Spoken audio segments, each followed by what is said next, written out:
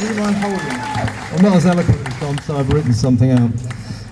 The shocking scenes last week when a terrified little alpaca called Geronimo was led screaming to his death by a government execution squad ludicrously dressed in sinister-looking hazmat suits were a disaster for the Department for Environment, Food and Rural Affairs and its current Secretary of State, George Eustace.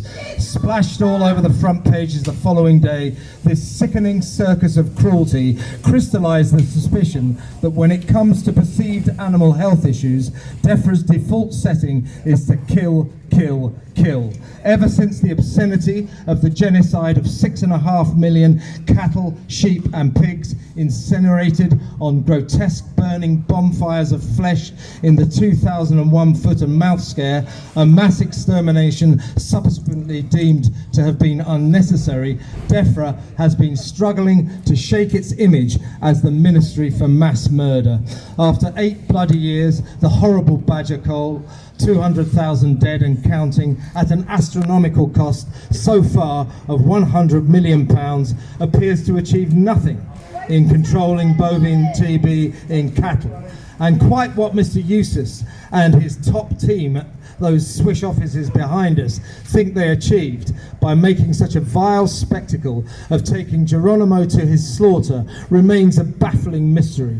Bovine TB or not TB? That is the question. Did Geronimo have this serious illness? When the poor thing was fighting for his life, as the police stood there witnessing a clear case of criminal cruelty, he seemed in the rudest of health.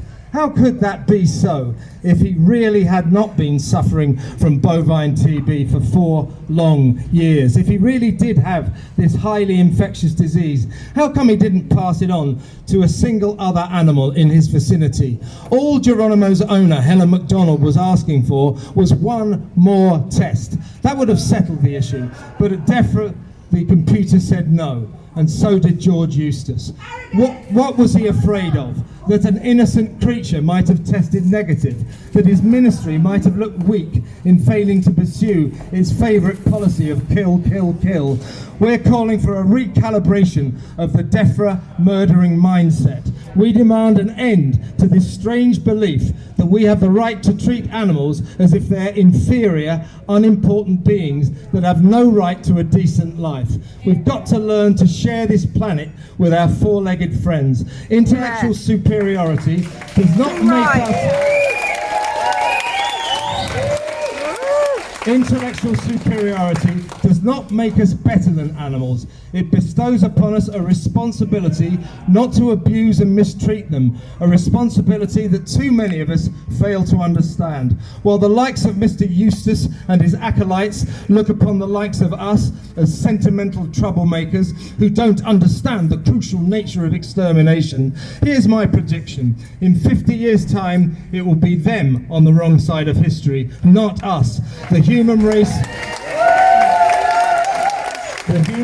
will look back on our appalling mistreatment of animals in the same way as we look back on slavery now. It's a matter of basic decency. As I covered the Geronimo story on my show on Talk Radio, as well as the inspirational story of Pem Farthing's heroic rescue of 170 needy animals from Kabul, in the remarkable humanitarian mission dubbed Operation Ark, it became clear to me that there are people who harbour an almost obsessive desire to demonstrate their dominion over animals, as if they're the master race and they have to prove it.